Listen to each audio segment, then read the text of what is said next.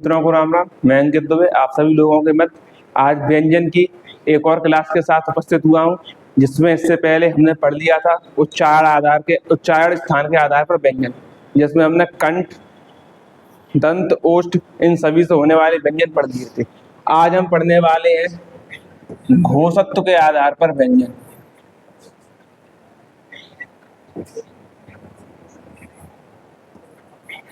घोषत्व के आधार पर व्यंजन।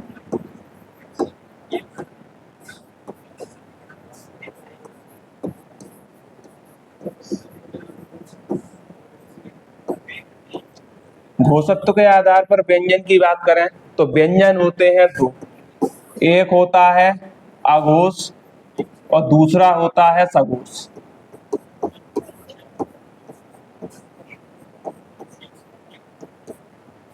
अघोष में क्या होता है,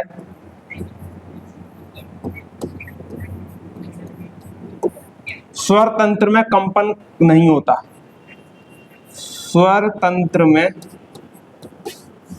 कंपन नहीं होता।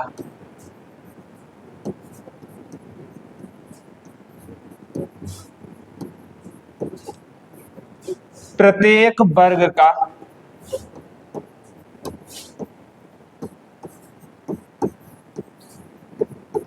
पहला दूसरा वर्ण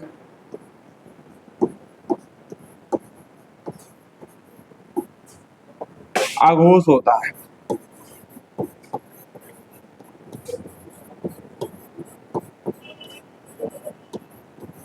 ठीक, दूसरी की बात करते हैं तो सघोष। सघोष में क्या होता है, स्वर तंत्र में कंपन होता है।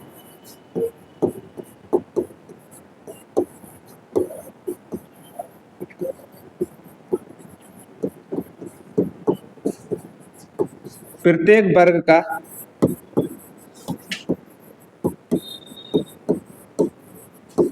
तीसरा, चौथा और पांचवा वर्ण सघोष होता है।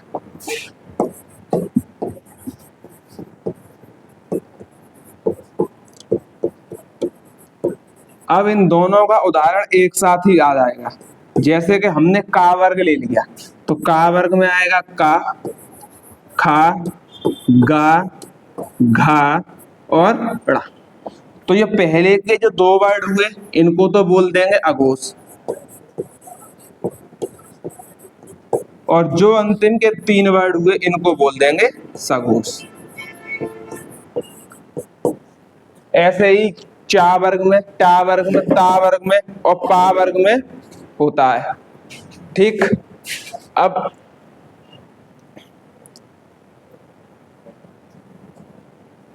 आगे चलते हैं।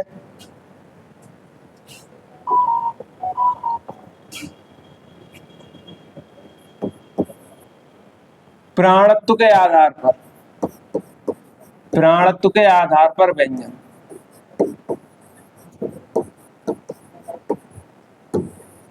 प्राणत्व के आधार पर बात करें तो पहला होता है अल्प प्राण और दूसरा होता है महाप्राण। प्राण का अर्थ होता है वायु, तो अल्प प्राण में हम देखते हैं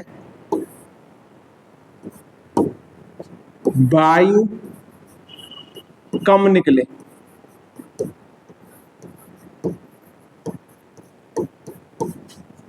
प्रत्येक वर्ग का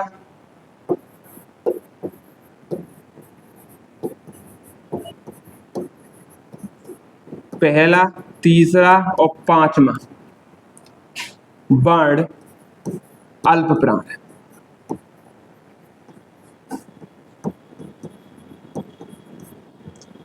महाप्राण की बात करें, वायु अधिक निकले।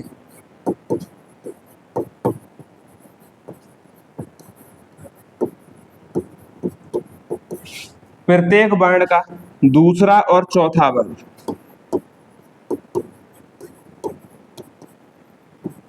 दूसरा और चौथा वर्ण महाप्राण है।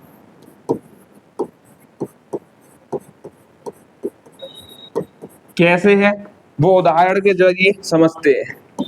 उसी को लेते हैं, का वर्ग को उठा लेते हैं, का, खा, गा, घा और ड़ा। ये 5 होते हैं। इनको तो बोल देंगे हम महाप्राण, और इन तीनों को बोल देंगे मिला के अल्प प्राण। किसी भी वर्ण के साथ हम ये सब कर सकते हैं। आगे चलते हैं तो तीसरा पार्ट इसका आता है, उसमें हम चलते हैं अंतस्थ व्यंजन के बारे में। अंतस्थ व्यंजन, और इसमें इतना याद रखना है अंतस्थ व्यंजन में कौन कौन से वर्ण आते हैं, तो या, रा, ला और वा। चौथे में चलते हैं तो वो आता है ऊष्म व्यंजन।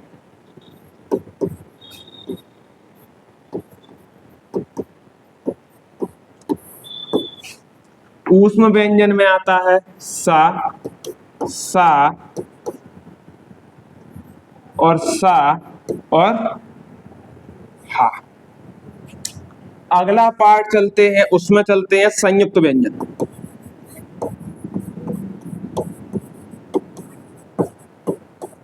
इसमें आता है छ, त्रा, ज्ञा और स्रा। छा बनेगा ता और रा के मेल से, त्रा